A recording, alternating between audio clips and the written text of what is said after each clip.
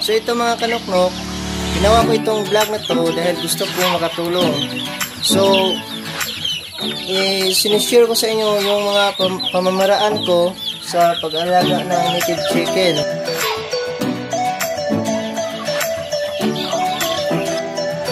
Yung mga kanoknok, magandang umaga sa inyong lahat. Meron akong i-share sa inyo about kasi dati nag-aalaga na ako ng native chicken tapos na-failure kasi nga hindi ko naisip na mayroon palang income sa native chicken o pera. So noon dati hindi ko binigyan pansin na ganito magbinta. Ang sa akin lang kasi yung mayroon tayong pangkain, pang-ulam.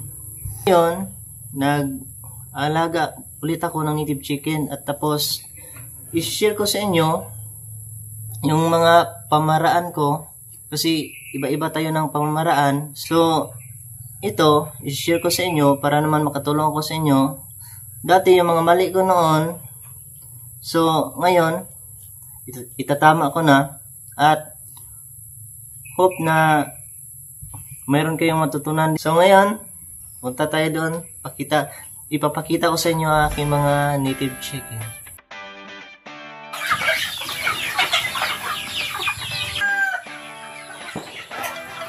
Kaya mga kanoknok, ito ang napili ko na business dahil meron akong nakita dito na malaking advantage. So for example, kagaya ng ating mga sisiyo pa, ay syempre nagastos tayo dyan dahil kailangan ng sisiyo na pure feeds at mga supply ng vitamina. Pero in the long run, nasa 2 months above na sila, ay dyan na tayo makakatipid dahil pwede na tayong mag-alternate ng mga pagkain o para sa kanila. Pwede na tayong magpakain sa kanila ng mga papaya, yung mga pagkain na nasa paligid ng ating bahay. Yan. At pwede na natin silang pakawalan. So, kapag nagkaganon, ay malibre na tayo sa ating pataka. Kaya yan po ay isa pong advantage na nakita ko kumpara sa ibang mga hayop o mga alaga na sobra pong gastos. At isa pa po sa aking nakita ay pwede din po tayong gumamit ng mga herbal kapag nagkakasakit ang ating mga sisiyo o manok.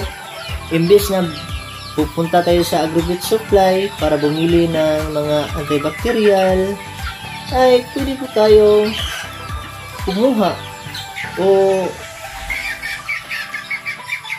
gumamit ng mga herbal na katumbas sa bibilhin natin mga antibacterial. At ito po ay sobrang effective po ito. Kaya ito po ay nakita kong advantage sa pag-alaga ng manok.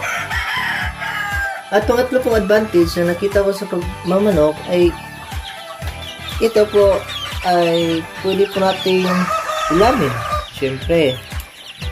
At kung marami-rami na, ay syempre bintahan po natin para mayroon na tayong income. So yan naman po ang purpose natin mga kanoknok, diba? Yung magkaroon tayo ng income weekly o monthly.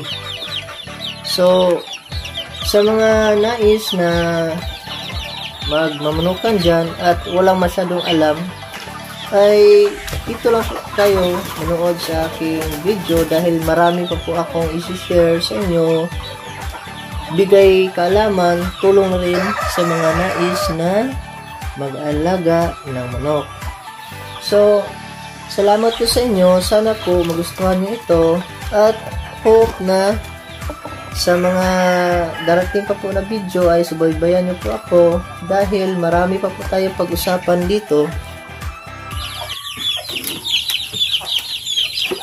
At para naman sa mga gustong mag-alaga ng native chicken, simulan nyo na dahil sobrang saya talaga. Kapag nagpamahal ka na sa inyong mga alaga, ay hindi mo na talaga bibitawan. Ito,